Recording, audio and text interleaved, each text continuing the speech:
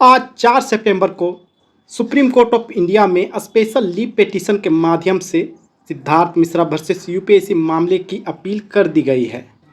लेकिन supreme court ने अभी तक इस केस की टेंटेटिव डेट नहीं दी है और आने वाले 2 से 3 दिनों के अंदर ही सुप्रीम कोर्ट के ऑफिशियल वेबसाइट में टेंटेटिव डेट दे दी जाएगी तथा यह पता चल जाएगा कि इस केस की सुनवाई अगले किस तारीख को होगी।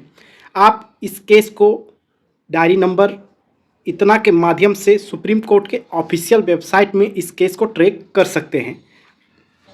अभी जो इंटरफेस आप देख रहे हैं वह सुप्रीम कोर्ट का ऑफिशियल वेबसाइट का ही साइट और पेज है।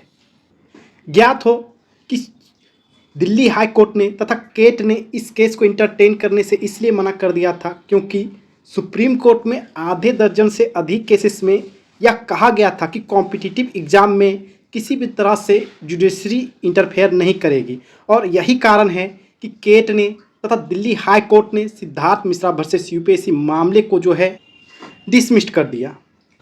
और सुप्रीम कोर्ट ने यह कहा था कि कॉम्पिटिटिव एग्ज़ाम में केवल 3 आधार पर ही इसकी जांच की जा सकती है। यदि वह मामला पूर्णता और अस्पष्टता मनमाना हो तथा दुर्भावनापूर्ण एवं अवैध हो। कुल मिला के सिद्धार्थ मिश्रा वर्सेस यूपीएससी मामले में अब सुप्रीम कोर्ट यह तय करेगी कि क्या वह अपने पुराने निर्णय को इस केस के आधार पर बदले, क्योंकि सुप्रीम कोर्ट के इन्हीं निर्णयों के वजह से केट ने तथा दिल्ली हाई कोर्ट ने इस केस को जो है डिसमिस कर दिया था। और यह बात पूर्णतः सही है कि यदि सुप्रीम कोर्ट अपने पुराने निर्णय पर ही अडिग रही तो सिद्धार्थ मिश्रा वर्सेस यूपीएससी मामले को भी सुप्रीम कोर्ट जो है डिसमिस कर देगी। लेकिन जैसा कि अभी वर्तमान सीजेआई हमेशा कहते हैं कि कई बार जो है अंतिम आर्गुमेंट से भी फैसला जो है बदल जाता है, निर्णय जो है जजेस के बदल जाते हैं।